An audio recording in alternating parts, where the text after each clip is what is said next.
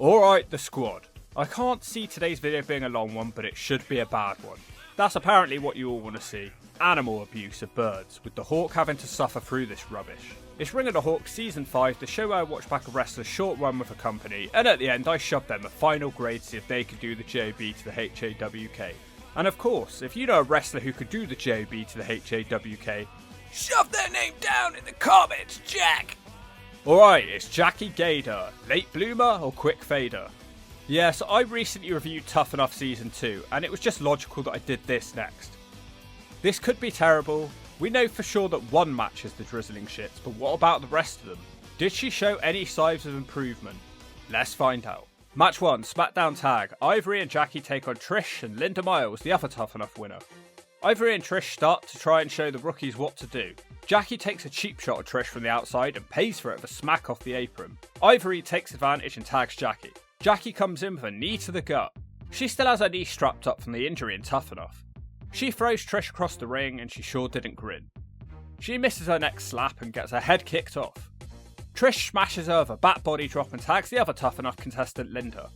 She hits a scoop slam, not once, not twice, but thrice, and it sure wasn't nice. Linda follows it up with a drop kick for a 2. The match breaks down as Jackie stands around looking confused. Eventually, Ivory and Jackie hit a double flapjack to Linda. Ivory looks like a tank here, but it won't help her at all as Trish hits the Stratusfaction, and Jackie just stands there like a moron watching the pin go down. The most basic match you'll ever see, but at least nothing was screwed up. It wasn't very memorable, there wasn't any character, and this might as well have been a match on the Tough Enough programme. It's a D, just because nothing was screwed up. High standards here that you can see. Match 2, Raw Tag Match. Trish Stratus again tags up with Linda Miles, who claps like an idiotic seal, and they take on Molly Holly and Jackie Gayda. The match starts with Trish and Molly arguing about who slept their way to the top the quickest, and Molly's fat ass, which is just kind of silly, looking back. Jackie gets the tag quickly and is hit with a Japanese arm drag. Linda Miles has the tag. She wrenches on Jackie's arm whilst booting Molly. Trish comes back in with a double axe to Jackie's arm. Linda is so lanky she looks like a gazelle. Molly saves Jackie from a beating and tags in. They do some cheating behind the ref's back. Jackie has hardly done a thing in this match. Molly forces her to join the match and wants her to hit a dive. Molly unfortunately makes her own partner fall on a nutsack. Trish hits her with a handstand hurricanrana, but Molly breaks the pin up. Jackie has to return the favour moments later, breaking up a pin. Linda drop kicks her, with Jackie not looking completely ready for that one. Linda struggles to throw her out of the ring, and then Trish wins with the Stratusfaction on Molly. This is not a good start. She's really not showing anything that shows she's ready to be on TV. It's an F, and it's not going to get better anytime soon. Match 3, Raw, Mixed Tag. Trish Stratus and Bradshaw take on Jackie Gayda and Christopher Nowinski. Let's get this one done. We all knew that it was coming. JR on commentary tells us just how green Jackie is, whilst the King squirts in his nappy of excitement at seeing her. Trish quickly throws her with a Japanese arm drag and a dropkick. Jackie reverses an Irish whip but still gets clotheslined. Then it all goes wrong.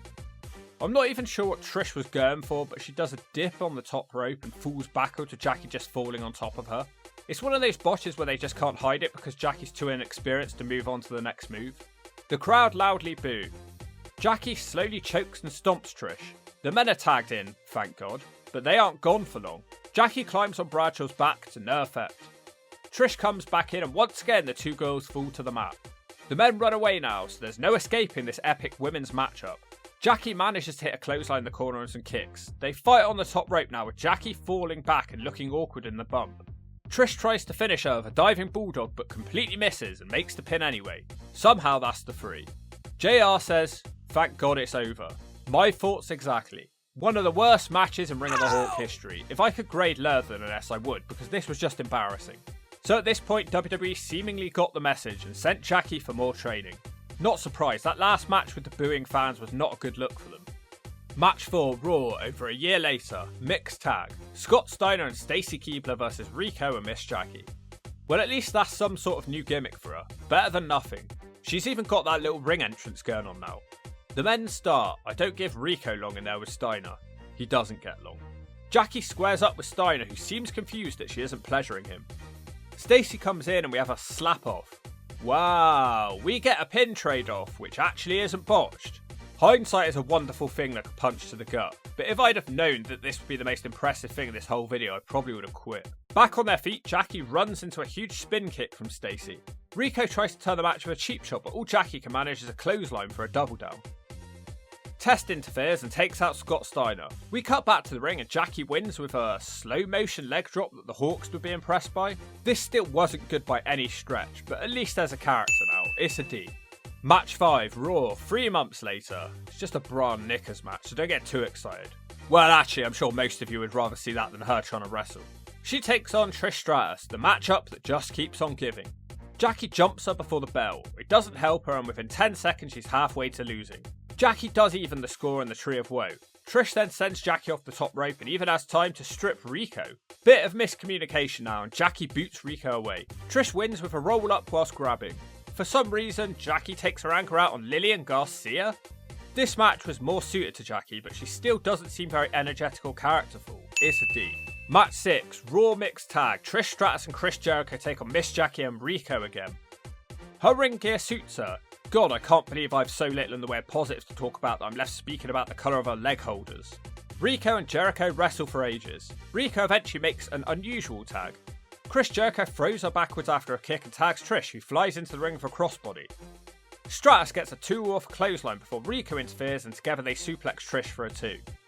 New move from Jackie now is some sort of wacky neckbreaker. Not wacky enough though, because it's just a 2. Rico is still cheating. Jackie puts on a dragon sleeper but spends most of the move smiling, so it loses its effect. Trish fights it off with a roll up for a 2 before Jackie clotheslines her down. Here comes another botch as Jackie tries a running wind up punch but clearly misses that, but Trish still goes down. Stratus finally shuts her up with a spinebuster. Tags are made. Despite not being legal, Trish hurricanranas Jackie off the top and beats her with the Stratus faction. Well, despite the punch botch, it was still the best match so far. It's the weakest D of all time. I know, I just don't have much to work with in this worthless run. Match 7, Raw, 6 women's tag. Jackie doesn't get an entrance and teams up with Victoria and Molly to take on Stacy Keibler, Lita and Trish. That's an all-star team right there. There's not a lot to say. Jackie tries to do something in the ring but is dragged out the ring by her own partner Victoria.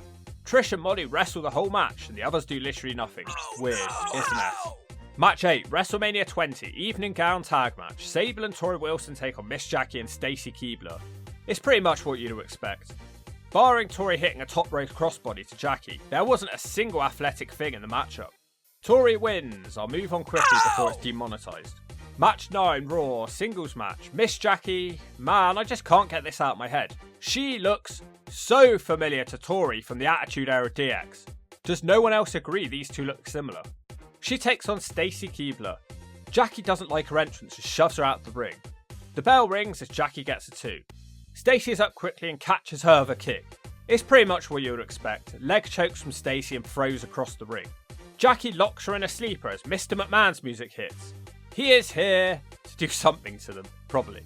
The girls just leave as he goes on an old man rant. It's over. Oh, no! Jesus Christ, S. Rico and Jackie were drafted to SmackDown, where she finally got a storyline. Completely out the blue, Dawn Marie announces that Charlie Haas and Jackie are now engaged. This was actually true life, and they decided to turn it into a storyline. But for some reason, Dawn Marie was also in love with Charlie Haas, so we had 2 women fighting over him. Who would have known Charlie Haas was such a player? I guess Perk taught him well. Match 10, No Mercy 2004, mixed 6-person tag. The Dudleys and Dawn Marie take on Charlie Haas, Rico and Miss Jackie. What an exciting pay-per-view match. Well, this match is really something. Dawn is in the process of mooning Haas when Jackie makes a blind tag, and it's on.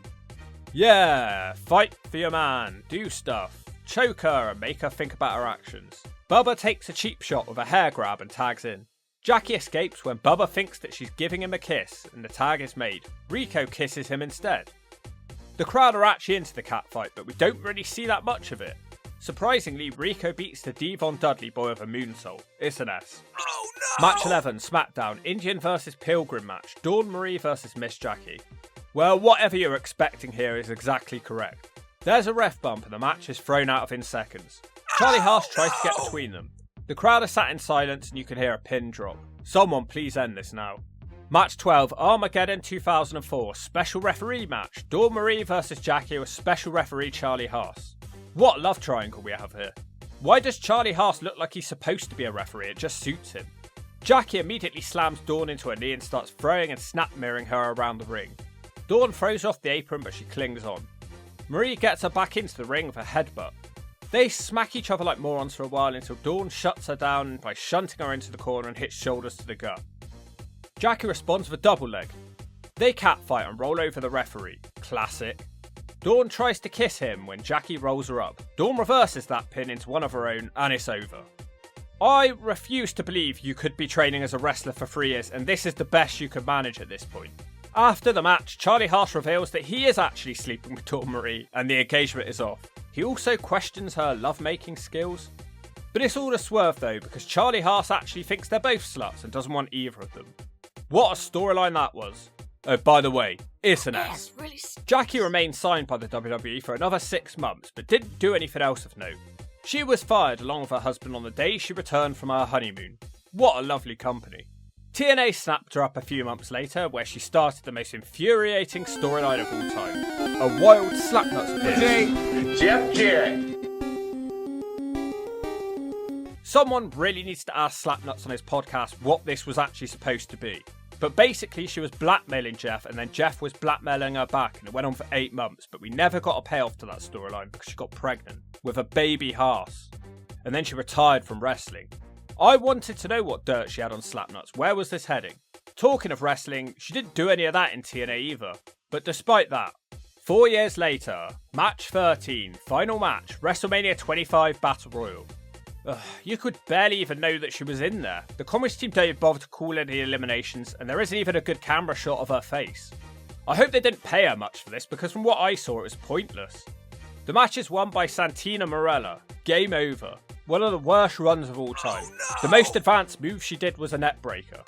In 2020, despite their 4 children together, Haas and Jackie divorced. But in bigger news, a few years after, a disturbing video emerged online with Jackie begging fans to buy her ring gear. And she looked seriously ill, like the drugs are hitting her hard. She was completely unrecognisable and fans were rightfully concerned. Then, this year, new allegations came to light against Vince McMahon. Reportedly, he'd made passes at Jackie who turned down his advances, so he punished her by ruining her career. It's not the first time we've heard that from a women's wrestler. 13 matches and nothing athletic in any of them. She didn't have a finisher, she could barely work a match. Her match on Raw against Trish and Nowinski is widely regarded as one of the worst of all time. She was boring, and to be honest, I don't even think she was that hot. Those matches with Dawn Marie, the Hawk was looking at Dawn the whole time, so what did she have going for her? Normally I can get through a bad run if they're at least hot, but I hated every second of this one. The thing is, Tough Enough 2 told a story of a girl who impressed the judges with her improvements in the ring and her determination to fight through her knee injury because she wanted to be a wrestler so badly. So what the hell happened to that determined Jackie? Was that all a made up narrative? Was it fabricated? Did they just hire her because they thought she was hot? Well, I don't have the answers, but I can answer her final grade, which is a real dripping turd in the shove it zone. This run made me feel sick, and if you don't agree with that, I'll hit you with a brick.